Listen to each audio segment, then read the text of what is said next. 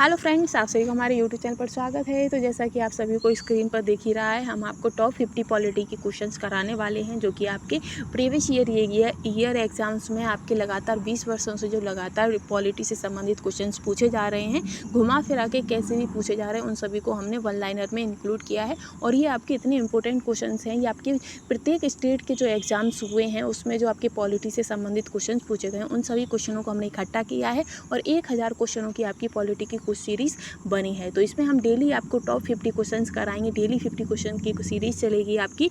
तो आप बने रहिएगा हमारे यूट्यूब चैनल के साथ। साथ ही अगर आप हमारे यूट्यूब चैनल पर पहली बार आए हैं तो प्लीज़ चैनल को लाइक, शेयर एंड सब्सक्राइब करना बिल्कुल भी ना भूलिएगा। तो चलिए हम सीधा अपने क्वेश्चन आंसरों पर चलते हैं।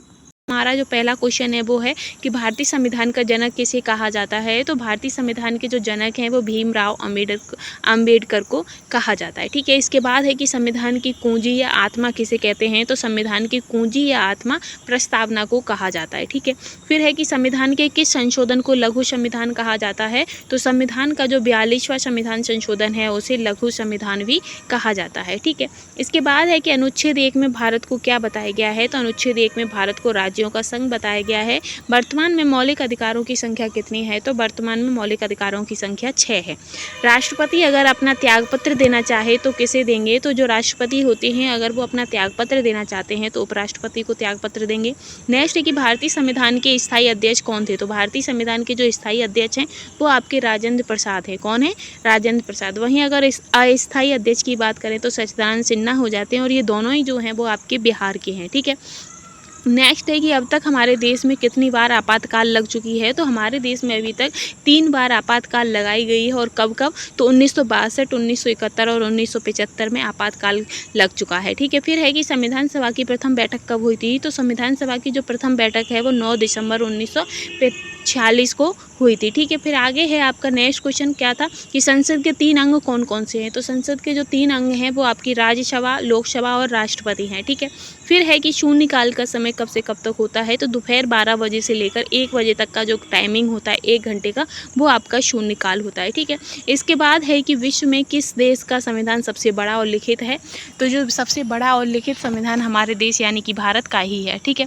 फिर है कि मूल कर्तव्यों को किस संविधान संशोधन के द्वारा संविधान में शामिल किया गया था। तो मूल कर्तव्य जो हैं वो आपके 42वें संविधान संशोधन के द्वारा संविधान सभा में शामिल किया गया था। और 42वें संविधान संशोधन को ही भारत का लघु संविधान भी कहा जाता है। ठीक है। फिर है 15वां क्वेश्चन है कि भारत का संविधान बनने में कितना समय लगा था। तो भारत का संविधान बनने में 2 वर्ष 11 महीने और 18 दिन लगे थे। और ये जो क्वेश्चन आंसर हम आपको करा रहे हैं ये एक तरीके से रिवीजन क्लास है और आपकी मैराथन क्लास है। ठीक है। फिर नेक्स्ट है कि मौलिक कर्तव्य का वर्णन संविधान के किस अनुच्छेद में किया गया है। तो मौलिक कर्तव्यों का जो वर्णन है वो संविधान के अनुच्छेद 51 का में किया गया है। ठीक है। आगे है कि भारतीय संविधान किस दिन पूर्णतः लागू हुआ था। तो 26 जनवरी 1950 को भारतीय संविधान पूर्णतः लागू हुआ था। ठीक है। इसके बाद है कि भारतीय संविधान ने राष्ट्रगान को कब स्वीकार किया था। तो भारतीय संविधान ने राष्ट्रगान को 24 जनवरी 1950 को स्वीकार किया था। ठीक है।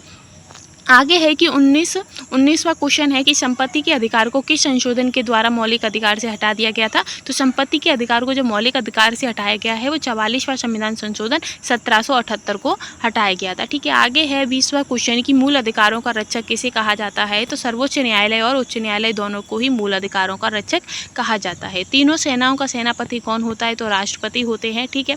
आगे है कि संविधान के किस अनुच्छेद, किस संशोधन के द्वारा मतदान के लिए जो आयु सीमा है वो 21 वर्ष से हटाकर 18 वर्ष कर दी थी। तो 61वां जो संविधान संशोधन है, 61वां संविधान संशोधन के तहत 21 जो मतदान यानी कि वोट देने की जो आयु 21 वर्ष से घटाकर 18 वर्ष कर दी गई है। ठीक है। फिर है कि मौलिक अधिकार को सर्वप्रथम किस देश में लागू किया गया था। तो मौलिक अधिकारों को सबसे पहले अमेरिका में लागू किया गया था। इसके बाद है कि भारत में मौलिक अधिकार किन को नहीं दिए जाते हैं। तो जो विदेशी होते हैं उनको मौलिक अधिकार प्राप्त नहीं है। नेक्स्ट है कि भारतीय संविधान में कितने प्रकार की रिट जारी की जाती है। तो भारतीय संविधान में 5 प्रकार की रिट जारी की जाती है। देश में पहली बार राष्ट्रपति शासन किस राज्य में लगा था। तो पंजाब में सबसे पहले राष्ट्रपति शासन लगाया था। ठीक है। फिर है कि मौलिक कर्तव्य किस देश के संविधान से लिया गया है। तो जो मौलिक कर्तव्य हैं वो रूस के संविधान से लिए गए हैं।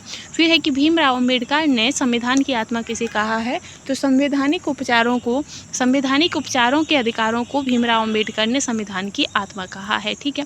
नेक्स्ट है कि संविधान में संशोधन की प्रक्रिया को किस देश की संविधान से लिया गया है? तो संविधान में संशोधन की जो प्रक्रिया है उसे दक्षिण अफ्रीका के संविधान से लिया गया है। फिर नेक्स्ट है कि एकल नागरिकता को भारतीय संविधान में किस देश से लिया गया है? तो ब्रिटेन देश से एकल नागरिकता को भारतीय संविधान में लिया गया है। नियंत्रक एवं महालेखा परीक्षक की नियुक्ति कौन करता है? तो वो आपके राष्ट्रपति करते हैं। नियंत्रक और जो महालेखा होते हैं उनकी जो नियुक्ति होती है वो राष्ट्रपति करते हैं। ठीक है। इसके बाद है कि संविधान की व्याख्या करने का अंतिम अधिकार किसको प्राप्त है? तो संविधान की जो व्याख्या करने का जो अंतिम अधिकार है वो आपके सर्वोच्च न्यायालय को प्राप्त है। ठीक है। आगे है इसके बाद कि मौलिक अधिकारों का जो प्रावधान है वो किस देश के संविधान से लिया गया है? तो जो मौलिक अधिकारों का जो प्रावधान है वो आपके अमेरिका के संविधान से लिया गया है। इसके बाद है कि भारत की 22 भाषाओं का उल्लेख किस अनुसूची में मिलता है? तो 8वीं अनुसूची में आपकी 22 भाषाओं का उल्लेख प्राप्त होता है। फिर है कि जब राष्ट्रपति और उपराष्ट्रपति दोनों का पद खाली हो तो पद कौन संभालता है? तो जब इन दोनों का ही पद खाली होगा तो भारत का जो मुख्य न्यायाधीश होते हैं वो पद को संभालते हैं। नेक्स्ट है कि भारतीय संविधान की प्रस्तावना किन शब्दों से शुरू होती है? तो भारतीय संविधान की जो प्रस्तावना है वो हम भारत के लोग से स्टार्ट होती है। 42वें संविधान संशोधन 1976 द्वारा प्रस्तावना में कौन से शब्द को शामिल किया गया था? तो समाजवादी, धर्मनिरपेक्ष और अखंडता, ये जो शब्द हैं ये आपके 42वें संविधान संशोधन 1976 को शामिल किए गए थे। ठीक है। इसके बाद है कि भारतीय संविधान की प्रस्तावना में हमारे देश को किस नाम से पुकारा गया है? तो भारतीय संविधान की प्रस्तावना में हमारे देश को इंडिया अर्थात भारत के नाम से पुकारा गया है। ठीक है। इसके बाद है कि नीति निर्देशक सिद्धांत की शक्ति किस देश से ली गई है? तो नीति निर्देशक सिद्धांत जो है वो आयरलैंड के संविधान से लिए गए हैं। ठीक है। इसके बाद है कि निर्णायक मत देने का जो अधिकार है वो किसके पास होता है? तो लोकसभा अध्यक्ष के पास निर्णायक मत देने का अधिकार होता है। ठीक है। आगे है कि भारतीय संविधान को किसके द्वारा अपनाया गया है? तो भारतीय संविधान को संविधान की सभा के द्वारा अपनाया गया था। ठीक है। फिर है कि भारत में कौन से राष्ट्रपति 2 बार निर्वाचित होने वाले प्रथम राष्ट्रपति बने थे? तो वो डॉक्टर राजेंद्र प्रसाद थे। ठीक है।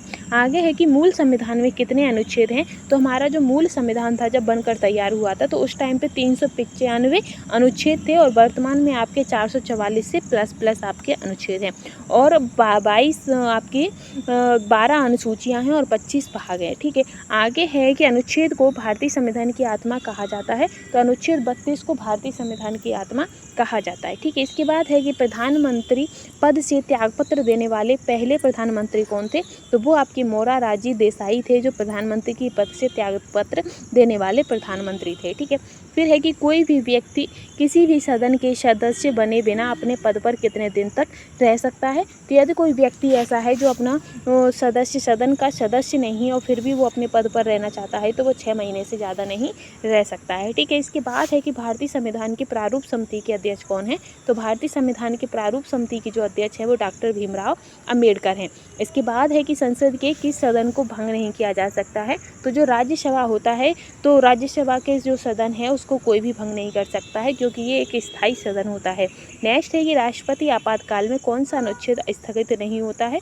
तो जो अनुच्छेद 21 है, अनुच्छेद 21 आपके राष्ट्रपति आपातकाल लगाने के बाद भी स्थगित नहीं होता है। ठीक है।